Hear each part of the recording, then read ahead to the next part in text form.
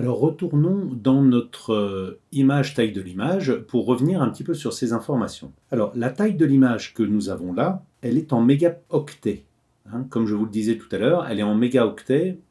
Donc là, nous avons la taille de l'image qui est le nombre de pixels que nous avons ici, mais multiplié par 3 couches, puisque nous sommes en RVB, en rouge, vert, bleu. Nous avons les 3 couches de couleurs qui sont prises en compte, et 3 fois, si je fais 5184 par 3456, ça nous fait environ 18 mégapixels, comme on l'avait dit, et donc 3 fois 18, eh bien on arrive bien à 51. Donc voilà pour le nombre, le poids en fait. Et ça, c'est un poids qui sera toujours et absolument tout le temps non compressé. Donc c'est important de le savoir. Cette mémoire, c'est celle qui est demandée en RAM.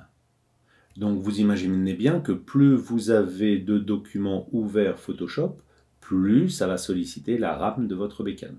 N'oubliez jamais ça. Les dimensions, quant à elles, représentent les dimensions de la taille d'impression du document. Et cette taille d'impression, comme je vous le disais, la qualité de cette impression dépendra de la résolution. Regardez ce qui se passe si j'augmente la résolution. Si je la passe à 500 pixels par pouce.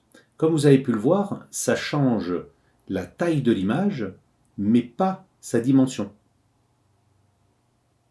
Ça change la taille de l'image, mais pas la taille d'impression. Ce qui est un petit peu étrange, c'est qu'il faudrait absolument que vous disiez que dimension, ça représente la taille d'impression. Alors que taille de l'image, c'est le nombre de pixels correspondant à la taille du document lui-même. Donc c'est toujours un petit peu étrange.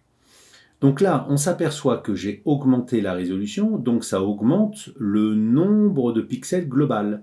Mais la taille de mon document global, la taille d'impression, elle, n'a pas changé. Et ça, c'est parce que j'avais rééchantillonnage qui était appliqué. Donc rééchantillonnage, ça reprend en fait la même dimension globale, mais ça augmente le nombre de pixels à l'intérieur, donc on va avoir plus de pixels. Je reviens à 300 dpi comme ça l'était, et cette fois je vais décocher rééchantillonnage. Et regardez ce qui se passe si j'augmente. Eh bien, si j'augmente cette fois la résolution, je vais baisser en termes de taille d'impression, mais mon nombre de pixels reste le même. Donc, mon document est plus petit, mais j'ai le même nombre de pixels à l'intérieur, donc j'ai une résolution qui a augmenté, puisque donc la taille du document a baissé. D'accord ? C'est clair ?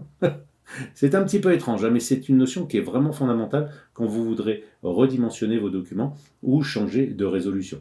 Par contre, bien évidemment, on ne pourra pas augmenter la résolution pour augmenter la qualité d'un document qui a été déjà pris. C'est-à-dire si vous prenez une photo et que cette photo elle est prise en 72 dpi, eh ben vous n'aurez que 72 dpi. Vous aurez beau augmenter la résolution, vous augmenterez effectivement le nombre de pixels, mais si le nombre de pixels, le résultat est avec une qualité extrêmement faible, de visuel, eh bien vous continuerez à avoir cette qualité extrêmement faible, même si la résolution sera plus importante.